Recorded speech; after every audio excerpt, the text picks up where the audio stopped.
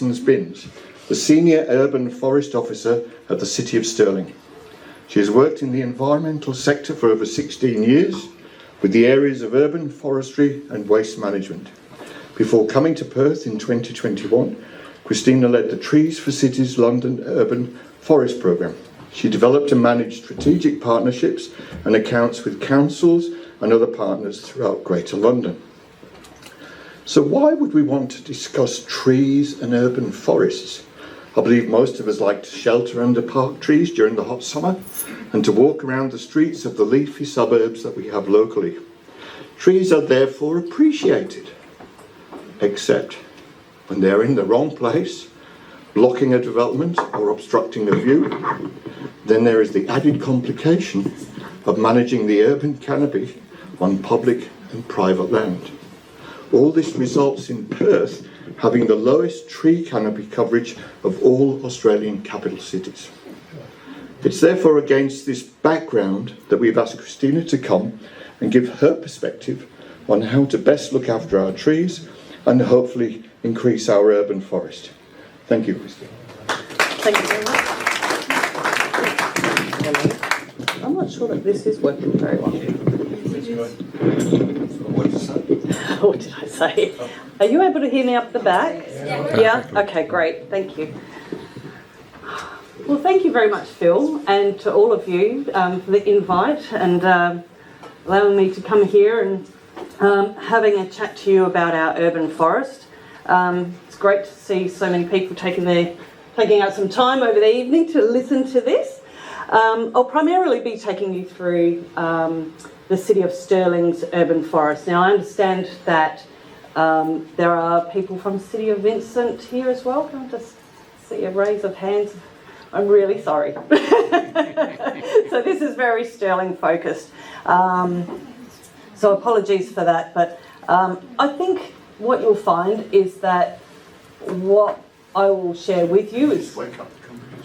Oh, yes. Hello. Waking up? Yes, good. I think what you'll find is that across all metropolitan areas there are very similar struggles. So it will be very similar in the City of Vincent, but it will also be very similar across to the eastern seaboard. It's the same over in London. It's a bit of a global thing. So I'm going to take you through some of what the Stirling's urban forest looks like. A little mini insight into the street trees, but I'm not going to dive too deeply into that. And what initiatives we've been taking in the city to increase our canopy, why it's important and how we're going to be moving forward with that. So firstly, what is an urban forest? So this is a little bit of a lesson, if you like, but really it's very simple. It's generally defined by the geographical area. So for the City of Stirling or the City of Vincent, we are looking at that boundary and all the trees within that boundary, regardless of who's managing them. It could be the city or the council. It could be in your backyard and you're the one who's managing it. It could be the state government with, Main Roads WA or Water Corp, or a commercial and industrial estate looking after their trees on that property. So it's everybody's responsibility, the urban forest. Now in the City of Stirling, we don't really refer to the urban forest when we come to measuring it. We talk about canopy. So the canopy being the cover that basically that tree is providing those residents in our community. And we measure any tree that is 3 metres and taller. They contribute to the canopy. Anything smaller than that, they've got to wait a little while because they're a bit too young. They haven't got as much bulk on them, if you like. So we don't actually count all the smaller trees into our canopy cover. That'll be important a bit later on. So we measure that as a percent. And again, it's still everybody's responsibility. The canopy is something that we all can contribute to. So let's move on. How do we actually capture that? Well, we don't have a team of little elves going out there measuring how high each tree is and seeing if they're 3 metres high or not, and then counting them up and figuring out the canopy that way. Every year we've got an annual flyover that do an airborne remote sensing data collection for us. And these lines, oh, let's use the pointer, fun. I just need a cat now. These lines are basically waypoints, and the plane every single year will go on those waypoints so that the data is exactly the same every year, so that we can do a direct and very accurate comparison against year-to-year canopy and see where it's growing, where it's declining, and what have you. So, what is our canopy cover in the City of Stirling? It's 12.4% at this stage. Now, if you have a bit of a look at this graph, it doesn't really look like it's moving very far. We've been monitoring the canopy since 2012, so well over a decade now, and we have not been able to push the canopy up past 12%. It's just static, sitting in there. It's very frustrating.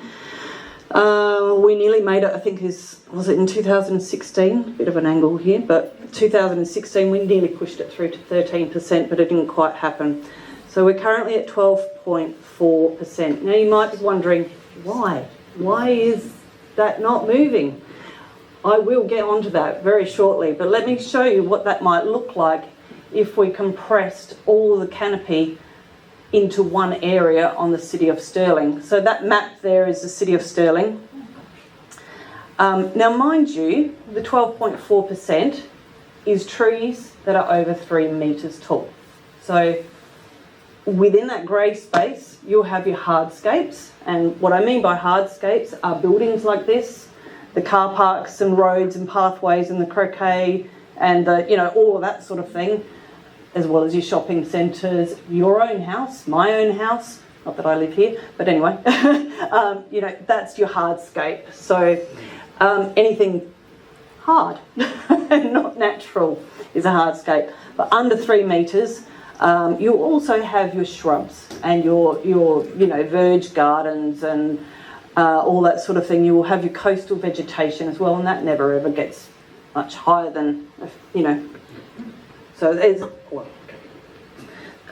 it can get fairly high, but it's not counted as canopy, let's put it that way.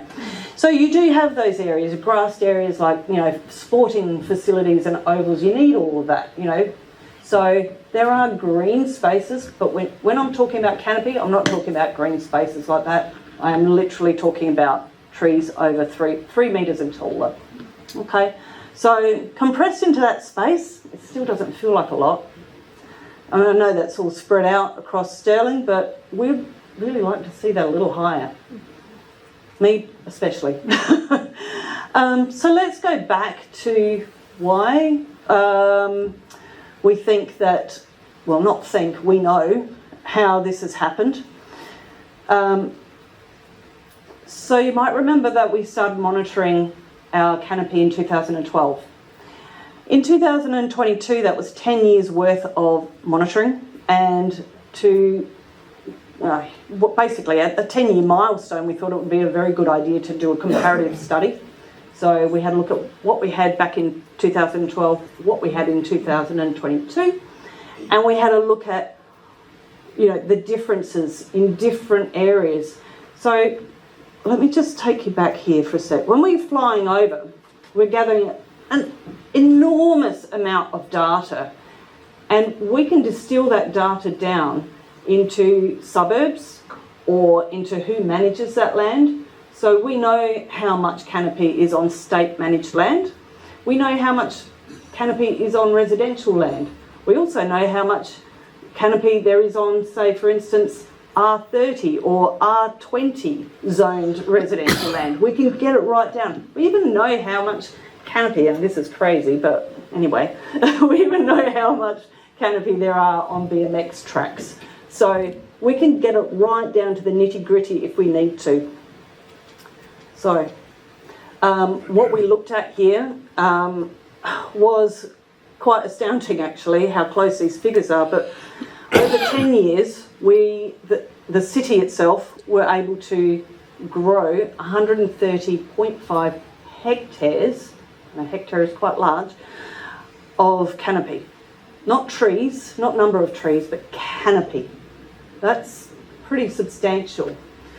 Unfortunately, whilst we were doing that over that 10 years, we had 135.5 hectares of loss on residential land. That's people's backyards, and that's not private property on commercial estates like in Osborne Park or anything like that. That's purely residential. So it was pretty astounding, and it really shows why we've flatlined, because we've put the effort in here, but we've had problems with residential land losing canopy at the same or a bigger rate than what we've actually been able to achieve. So not great news there. Again, another map of Stirling. Apologies to those living in Vincent, but what you'll see here, got my pointer, we have, I don't know whether anyone's seen this before. I know that I shared it with Rita and Phil, I think, at one stage. So apologies if you have seen this before. And this data, please remember, it is from 2022, so it may have changed ever so slightly, but probably not very much. In Nollamara, on residential land only, so I'm not talking about city land or state land or anything like that, just residential land, over the 10 years, they lost 41% of their tree canopy from their backyards. 41%. Think about that for a minute. You guys are quite lucky. You've actually gained 4%. Doesn't sound like a lot, but we are celebrating on that. Any percent in the right direction is good on residential land. But yeah, look, this is concerning, and it's not the only one. I mean, this is the highest, and I'm pointing it out, but there's a number of different suburbs there that are very, very concerning. Can I take questions right towards the end? Oh, Scarborough. Scarborough? Yeah. 21, I think it is. My eyes aren't there. Yeah, no, sorry about that, yeah. Yep. As in lost 21%. Anything in the dark red is basically 20% or more loss. So it is quite concerning, obviously. Now this is due to development. It is due to a lack of regulation on private land, and that is a big conversation in itself that we probably won't have time to get into tonight. But the development is infill, but it is also things like, oh, I want a new patio, or I want a swimming pool, or I want a tennis court, or I'm going to put a granny flat in, or all these things, extending the carport, and that tree is in the way. So it is unfortunate that we're seeing a lot of trees disappearing due to a variety of different development. So it's not just infill, although there's definitely a lot of infill issues where there's, there used to be one house and a big garden with lots of trees. There are now up to 4 houses sometimes on these properties, which is astronomical. I don't know quite how you can live in a situation like that. Sorry, I'm going to tangent. I hope it's okay if I go a little over time. Just last week, my goodness, yeah, that's right, it's Monday today. Just last week I went to a conference by TreeNet, and they had a photograph of a development near Armadale Road, sort of area in Armadale, and I was horrified to see the aerial shot of the roofs of the development, because you know, quite often when I'm doing that kind of thing, I'm looking at the city of Stirling, you know, for my work. But this development was beyond anything that I had ever seen before. The roofs and gutters were virtually touching each other. There was literally no outdoor space on this entire triangular space of houses. I should have probably put this photo up, but it just makes me wonder, what are we settling for? You know, why are we doing this? And I know there's a housing crisis, and this has to be answered, but I think better design and perhaps more support from the state government for better design is something that needs to be explored more. Anyway, I shall move on. This is getting depressing. Okay, so just a bit of a snapshot. So again, this is from the 2022 study. This is a snapshot of 2022, but it's from that study from the 10-year milestone. These numbers have very, very barely changed. So I thought, well, I'll leave them as they are because we're talking about a change of 0.02 or something, you know, so it's very, very minor changes. Here, oops, sorry, wrong button. For those with not great eyesight like myself, Mount Lawley is 19%. So, and if you're wondering, oh, I'm getting feedback. If you're wondering, 8.8 for Scarborough. What we've got here, so Mount Lawley is doing pretty well. In really in the grand scheme of things, it's doing pretty well. Carryup is just over 20%. Now, you might be surprised about that because I think there has been quite a bit of development in Carryup, but the golf course boosts that. So remembering that this is city, private and state land now that we're looking at. Whereas the previous slide we were only looking at residential land. This is looking at everything. So it gives you a bit of a feel for what the canopy cover is throughout Stirling. And of course places like Osborne Park, as you're probably very aware, it's commercial and industrial zoned and very poor in its tree canopy. So we're actually starting to explore initiatives to get more trees into that area, and we've currently, I think we've just literally done a tree planting exercise along the verges there, or we're about to kick off on that. I'm not too sure where we are with that at the moment, but yeah, we're concentrating on those areas that are really in need. Right, a little touch, so that's that for the comparative study. I'm going to put that to bed now. That's just a bit of background for you. And I thought I'd do a quick, tiny little introduction, I suppose, onto street trees. So, each of these green dots here represents a street tree. And this is just a snapshot of somewhere, I think it's North Beach Road.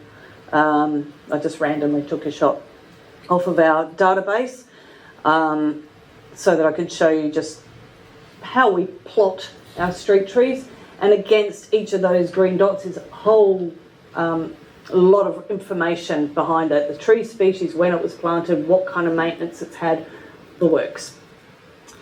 And we've got over 113,000 street trees. Now, that doesn't include any of our trees on in our parks and reserves. And it doesn't include any of the trees, say for instance in Terry Tyzack car park and what have you. It's simply street trees that are on the verge.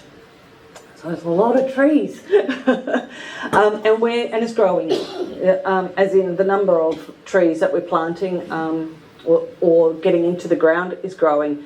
We are aiming to put in between 6,000 and, well, last year I think we planted about 10,000-ish trees a year, but on average it's about 6,000. If you sort of have a look at the last 8 years, it averages out to about that. Sorry, do you know if you're looking at planting on average 6,000 a year, how many are you losing per year to new developments and on private property? Yeah, that's a really good question. It seems static. I mean, it looks No. like you're doing 6,000. No, it's not static. We're actually not losing that many. We're losing less than 2% of our stock, which is actually really good. They are a living organism, and we would expect No, sorry, I mean you're planting 6,000, but That's how right. many have been lost to in develop. Stirling, to development, to people paying a Yeah. price? Well, these aren't on private property. Street trees are city managed. They're city assets and they're city owned. So we do lose some to development, yes, but we do everything we can possibly do to try and save that tree because we are in control of being able to save that tree. It's not a private property's tree, it's our tree. So even though it's on a verge adjacent to a property. So, but no, I don't have that figure. If you want that exact figure, I wouldn't have that, sorry, on me tonight, but I would be able to probably find out for you. So,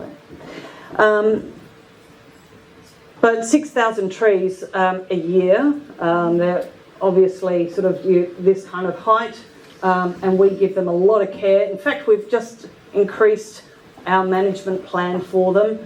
They used to get watered, so when you were putting in new trees, we would water them for 2 years, but now we've extended that to 3 years, and in that third year we start weaning them off so that they're not completely dependent on us. But we are increasing that because of, I think everyone can remember last year's lack of rainfall. So we're trying to combat things like that. I've digressed a little bit. So I was just going to say also that with the growing number of trees, we have a growing number of inquiries. So we get about 8,000 inquiries a year, and that number is steadily getting up there as well. And just for interest's sake, there's no real reason why I put this here, but I must admit I was a bit surprised at how many jobs we completed in terms of pruning for safety and compliance. We had 55,000 trees looked at last year, completed pruning jobs. Now you might think, well, that's going to decrease the canopy, and you're right, it does decrease the canopy. If you prune a tree, you get rid of some of the canopy, but sometimes you have to do that for power lines, for safety or what have you. We do the absolute minimum amount of pruning that is required because our goal is to increase canopy. So you have to have that balance. Okay, so these are the suburbs of the city of Stirling, and this is quite small type. I can't even see it from here. But here is Mount Lawley. So this is about 27-ish% canopy cover just from your street trees. So totally forget parks and reserves and all of that sort of thing at the moment. Just from your street trees, you're getting about 27% coverage. So if you want to think about that in a different way, I guess you could say that if you walked a kilometre, over a quarter of that way, you'd be shaded in the summertime. That's a way of thinking about it. And there'll be birds. Sorry? And there'll be birds. And there'll be birds. Lovely. Now, what I want to point out, and this is really just of interest's sake. Well, I've got a bit of feedback. I don't know why. Just for interest's sake, here is the suburb of Balga, and it's about 17% canopy cover from their street trees. So where I'm going with this is the next slide. Street trees per kilometre of road. You find, whoops-a-daisy, sorry. You'll find that Balga has actually got the most amount of trees per kilometre of road. It might be quite surprising to find that out, but actually most of those trees might have, well not most, but a lot of those trees will be young trees, only just planted, or they just might not be what we would call canopy species. So for instance, some eucalypts are quite wispy, with their branches sort of letting a lot of light through. So therefore they're not providing so much canopy as, say, for instance, a box tree or Moreton Bay fig or something along those lines. So you've got Balga here, right at the top there, and you've got Mount Lawley here. So you've actually got less trees per kilometre of road in Mount Lawley, but you've got far more canopy. But if these trees are still growing, then you're going to be competing with Balga. I'm just going to put that out there. So there's just a little bit of food for thought. Some of the things that we think about when we're developing our plans for tree planting is first and foremost is the right tree in the right place. We tend to go for the largest species that's possible for that space that's suitable. If it's not suitable for a large tree, we'll be putting in a medium one or a small one. It has to be the right tree for the right place. And we think about it not in terms of what it looks like now, but at its most mature stage. Is it going to be competing against buildings or line of sight and all those sorts of things that we have to think about? We also have to think about resilience a lot more than what we probably ever used to because of climate change, unpredictable weather, pests and disease and all sorts of things like that. So we are looking at changing new species. We're moving away from some species and going to others. I wouldn't be able to list them all off to you now, but there is a constant learning and evolving of what we're planting and working with. But we also take into account other things like street character. I understand in Mount Lawley there's a lot of box trees. Not everyone likes box trees, I know that, please don't tell me about it. But they are wonderful for canopy cover, there's also character in a place, and placemaking is a very important part of our culture and society. So we do think about those sorts of things as well as the historic successes and failures, what works, what doesn't. And of course infrastructure and what have you under the road or wherever or above. And then of course we always consider what kind of maintenance and tree care is required for those trees as well. I sometimes get asked, why don't you plant very many fruit trees on the streets? And interestingly, when I was living in London, there was a lot more interest in planting fruit trees for street trees, but also fruit trees within parks and reserves. They would do these specific orchards for nuts and berries and fruiting trees, which was fantastic if they were maintained. And that's the problem, is that tree is there for generations, and the house it's adjacent to could have multiple occupants moving in and out. And so if you don't have a continuous stream of people looking after that tree, you could end up with problems, wasps and pests and mess all over the road and what have you. So it's an interesting one. These are all the things that we take into account. How am I doing for time? I'm going. right, okay, yeah, okay, good. So what else are we doing in the city? Well, we do a lot of engagement, and I'll try and run through this fairly quickly, but this is from last financial year's figures, so bear with me. The slides come from a few different years, but this one's from last financial year. We did over 100 community engagements. That's including things like what I'm doing tonight, but workshops, education, also getting out there and getting your hands dirty and planting. And we had over 6,000 people actually come out and be involved in that, which was awesome. I think one of the best things is that we got a lot of very good positive feedback. People really enjoyed those activities. But 95% of those people said that they would actually go and do something as a result of those of what they learnt in those activities and initiatives. And one of the things that some people have chosen to do is put in volunteer hours for community planting. And we can't be more grateful for that, because that just helps us so much with getting plants into the ground where they're needed. We had over 600 volunteer hours last year, which is great. Has anyone heard of the WA Tree Festival? Yes. Okay, that's 2. Next time I come, I want to see everyone's hands raised on this, because in the month of May, generally speaking, there is a thing called the WA Tree Festival, and I'm very proud to say that the City of Stirling came up with this idea. We pioneered it, and it has absolutely hit the ground running. It's now partnered with 30 other councils. Pretty sure that the City of Vincent is one of those partners.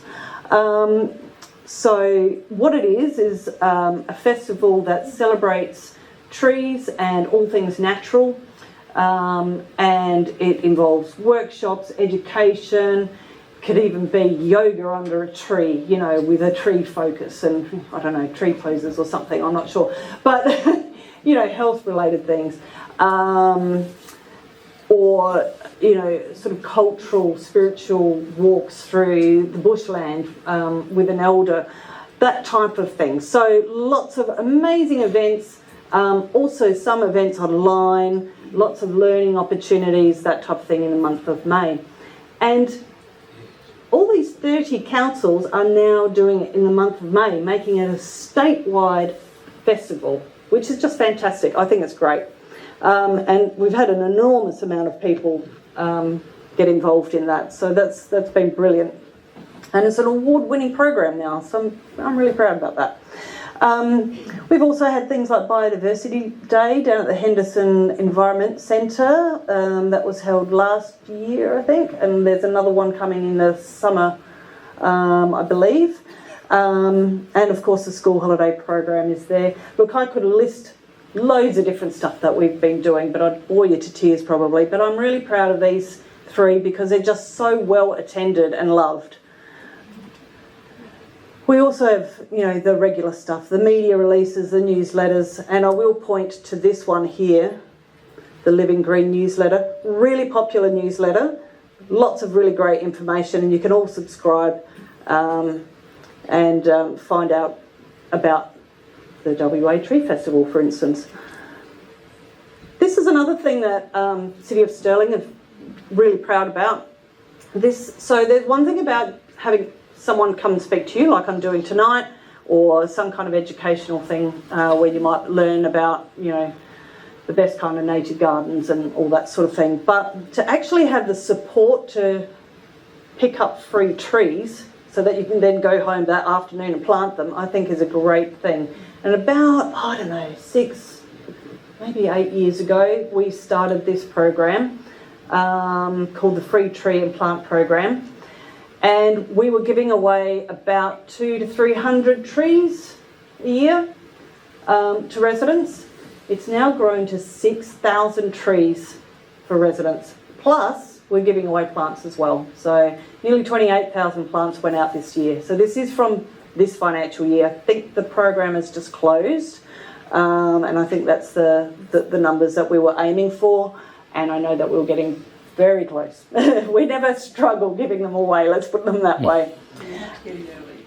You do. Sitting there waiting for the Look, button on, because I got mine on my issue. good. I'm glad. I tell you what, you're absolutely right. It's not a word of a lie. We were sitting there, we opened the program to the public. Within half an hour, some of the you have to register for these things, and tell me if I'm wrong here, because I haven't actually. I'm not a City of Stirling resident, so I'm not allowed to have one of these. But you pick a site where you go and pick up your trees, and those sites were just booking out so quickly, the time slots that you were able to pick them. We were just absolutely amazed, and it is actually a struggle for us to try and figure out how to do it fairly so that everyone gets a chance. Because if you're at work and you come home and find, all those, they're all gone. You have to take all day off of work to be able to get your free trees, which is crazy. I mean, that's not necessarily true, but you know, it is very popular is what I'm trying to say. So we're trying to work out a way where it's a little bit more fair that everyone can register easily. I digress. Anyway, just another program that we have, and I'm going to have to speak to the marketing team on this one. You try and say this 10 times. The Verge Mulch Starter Pack Program. Well, it used to be just called the Sustainable Verge Program, which was a lot easier to say. But it's a way of supporting our community with different ways to try and remove the lawn or the hardscape from their verge and plant native plants. Sometimes we'll give out native plants, sometimes we'll give out mulch, which is what happened this year.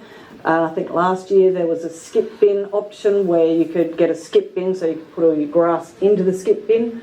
So there's been quite a few iterations of this program, but that's something that we offer. And then there's other ways that the city supports the community to take action through volunteering opportunities, a grants program, community gardens that's very popular or becoming very popular, and conservation activities like turtle trackers or bush care and things like that. So we've got lots and lots and lots going on in the city. And why does this matter, and why do I have a picture of a hospital here? I believe that's Fiona Stanley. I think it is anyway. I hope it is. I've put this slide together because whilst I was in London, this became a very, not popular, what's the word I'm looking for, prevalent, I suppose, topic, much talked about topic, and that was about how trees affect our health. And there was so much research going on and so much evidence coming out from scientific studies. It was absolutely fascinating. And I've put 4 of my favourites up here about the benefits that trees give, because they produce this chemical that actually affects our immune system and the way we feel and our mental capacity for concentration. So it lowers our cortisol levels, which is incredible. It lowers our stress. And this is if you spend time with trees, like if you're near trees for say 20 minutes or half an hour a day. It also increases concentration and focus in students, and they did a lot of studies of this in London and I think Manchester and some other quite large cities throughout England. And they found that kids who have been taken out of the classroom and do sort of more nature-based classes, not necessarily anything to do with trees, actually concentrate better. It lowers heatwave-related rates of mortality. It was really interesting at the TreeNet conference. One of the speakers mentioned this actually, and he said, we sort of remember things like the deaths from bushfires. And there was a dreadful bushfire in Victoria, you'll remember, a number of years ago. I think over 170 people lost their lives. It was dreadful. But quite often we're losing about 300 people a year in the same state of Victoria to heat wave related death, which is phenomenal, but it's not talked about. And it's just not as well recognised. I guess it's not as dramatic, perhaps. I don't know. The other thing that trees do is quicker recovery after hospital treatment. And they've even discovered that even if you have a view of a natural area outside of your window, that can help. You don't actually even have to be right under a tree. So that's pretty amazing too. They're a bit like dogs. We're a bit Like dogs. Are we? You know, the trees. Oh yeah, I see. Dogs in hospitals to help See? keep patients' health. I knew I should have put a photograph of my new puppy. If anyone wants to see my new puppy, I've got at least 1,000 photographs. Right, I'll try and wrap this up quickly. Look, there's a whole bunch of other things that can happen because of trees. Economic stimulus is something I want to point out here on this slide. There again has been research done where if you have a treed area in a retail precinct, you will find that it will be more economically viable.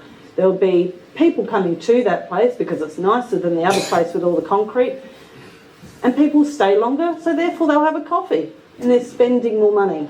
So there's all sorts of really interesting things. I mean, some of the obvious stuff is the wildlife aspect, which, you know, that's my passion, but it's also kind of obvious.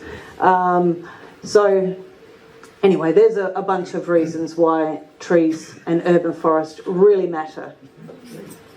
So what are we doing in the city moving forward? So we've, from all that research that we had done for that 10-year comparative study, we realised that actually the city is doing quite well, and it's a space that we've got more control over, and we should really be focusing hard on that area.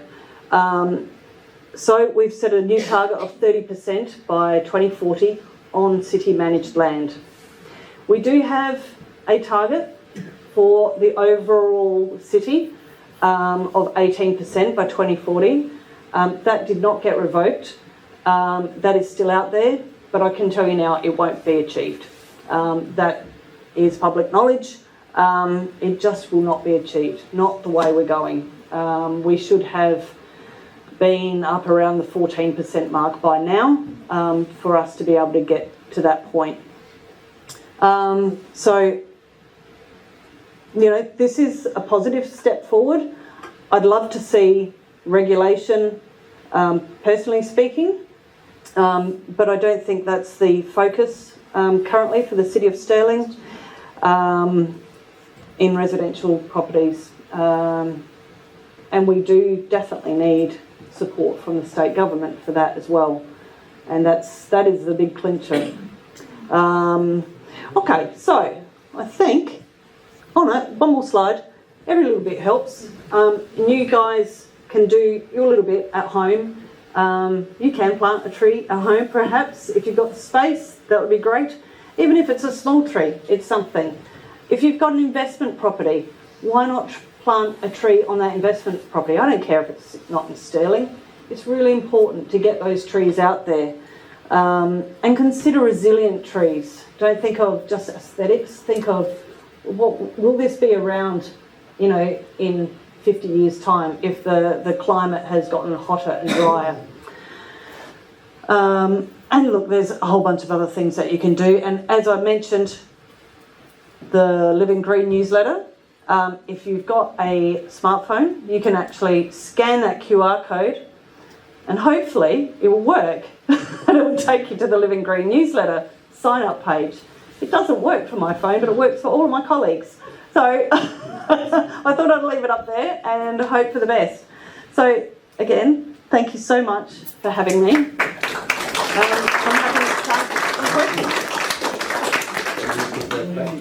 Sorry, shall I put that back? Yeah. There we are. Oh, if they're nice questions.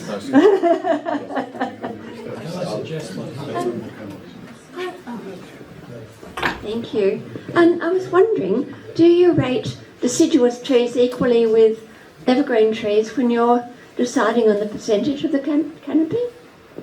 Well, that's why we fly over in March. So if we flew over in the middle of winter, then we wouldn't have the canopy from those deciduous trees. It's a really good question. Yeah, so we make sure that it's always in March and all trees are going to be in leaf pretty much at that point. So Well, we won't be able to find our house soon because we've planted 40 trees on our block. oh, wow. Well done. I'm interested to know where we're at with underground power. I live on a street with box trees which have a bugger all canopy. They've got a great big hole in the middle. And I know when this whole thing came out from the state government about 8 or 9 years ago, there was a strong talk in Stirling about underground power. I don't know. I'm sorry. That's something I can't answer. Can I ask a question? It's It was a massive working group, and there was a suggestion that underground power would just about solve Stirling's canopy problem. It actually won't. No, it won't. It won't, but it would go a long way to helping it, but it certainly wouldn't solve it. And it's exorbitantly expensive. And Western Power, my understanding, and apologies if I do get this wrong, but my understanding is really that Western Power should be responsible for it, but they are really making local government pay for it. And it is exceedingly expensive. So it's a difficult thing to balance. Yeah, that's wrong. Yeah, okay. That's wrong. Yep, okay, good. But sorry, I can't answer that 100%. Yeah. Actually, maybe I should say, if you do have any questions that I can't answer, I'm throwing you in the deep end here, Phil. Perhaps if you emailed Phil, then at least I'm able... No. Well, yes, but then I can get a list of... I'm very happy and then to I can receive send it through to the right consent people. all this stuff. Speaking of resilience and sense of place, are you trending towards endemic species of tree? Not necessarily. We're just trending towards what works. So, yes, there will definitely be some endemic, but sometimes, amazingly, exotic trees are actually surviving better. And what we have seen, we haven't done a full-blown study, but actually some of the deciduous trees, which I just would not have expected to survive well after this last summer, have done far better than endemic. And we don't really know why, but we're very interested in planting for conservation as well. We know we need to get more trees in the ground that feed our wildlife. So that's something, it's a fine balance. Christine, I'm glad you're working at Stirling, because it's great to have someone who with a bit of enthusiasm for trees in the council, working within the council. Now, with your tree week that you had a couple of years ago, you had a Zoom meeting with a chap from England. I think you used to work for him.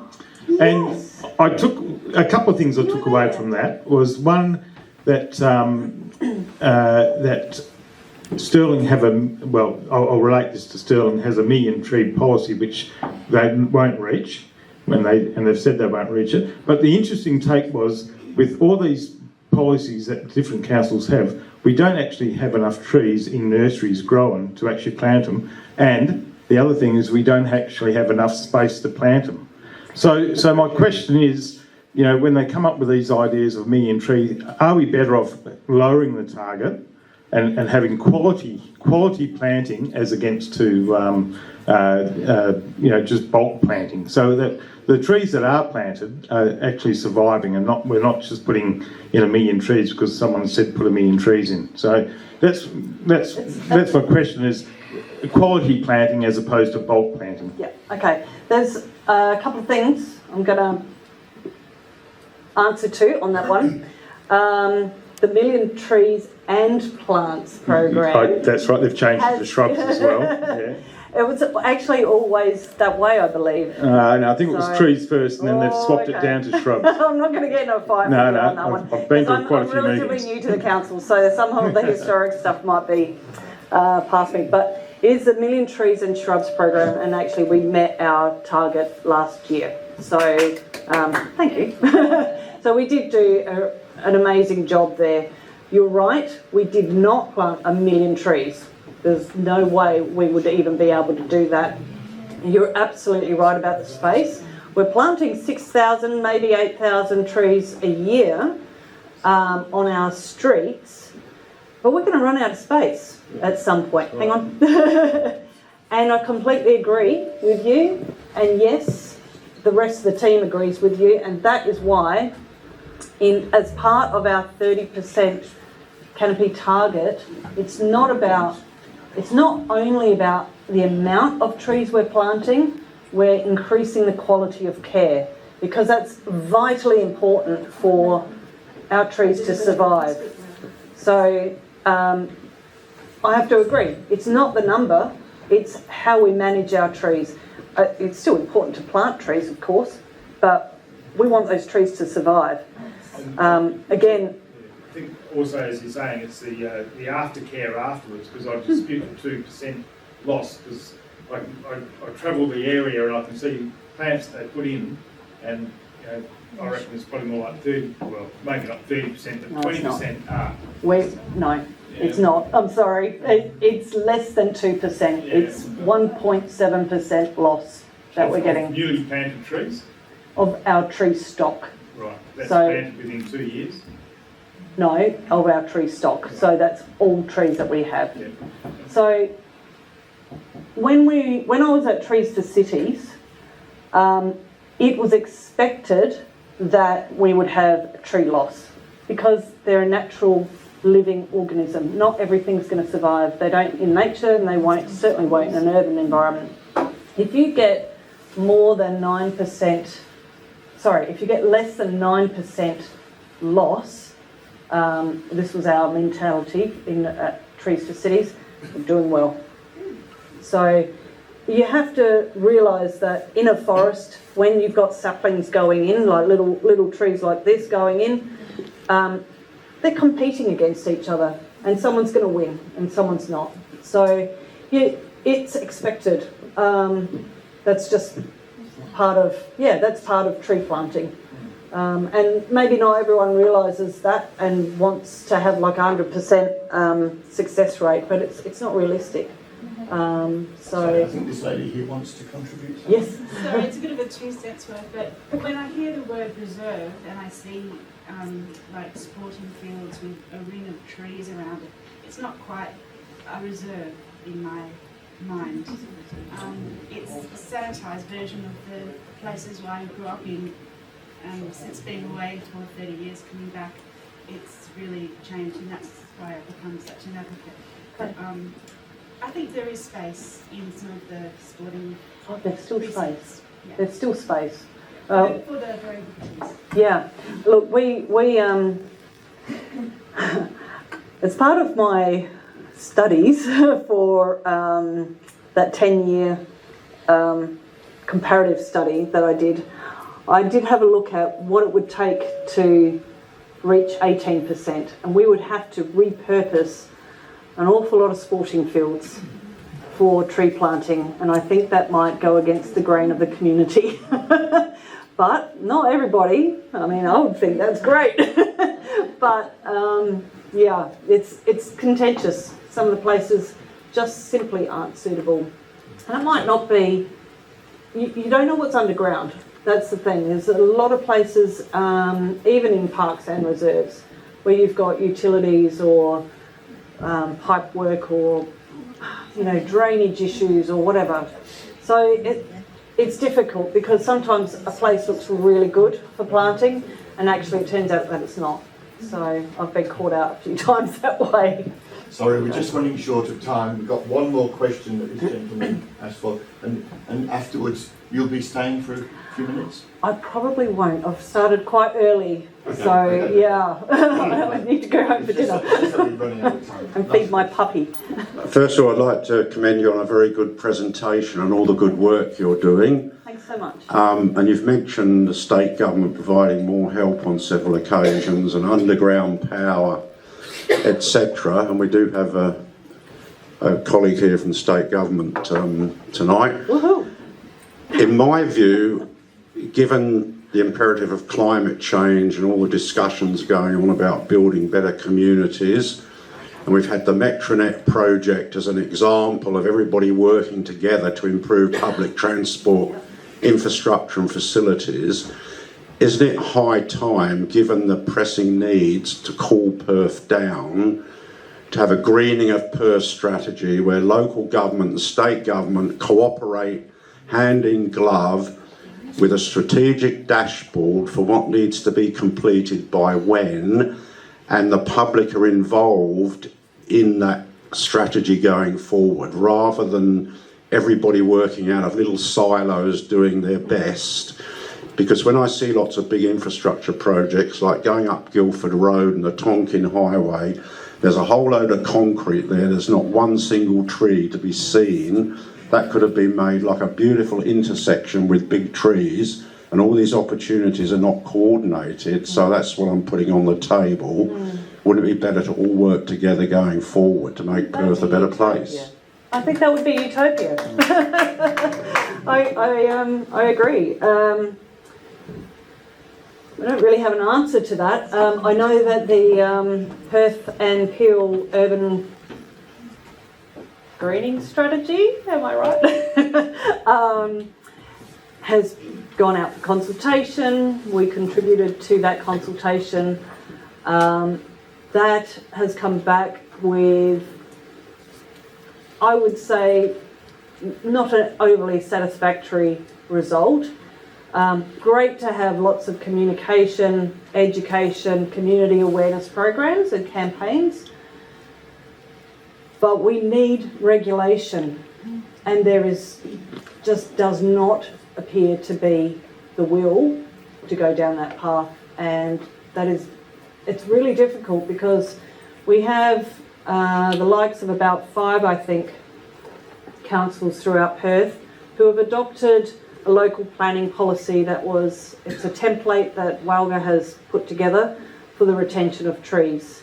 And there are now 5 different versions, I think, of that policy that's been used within council.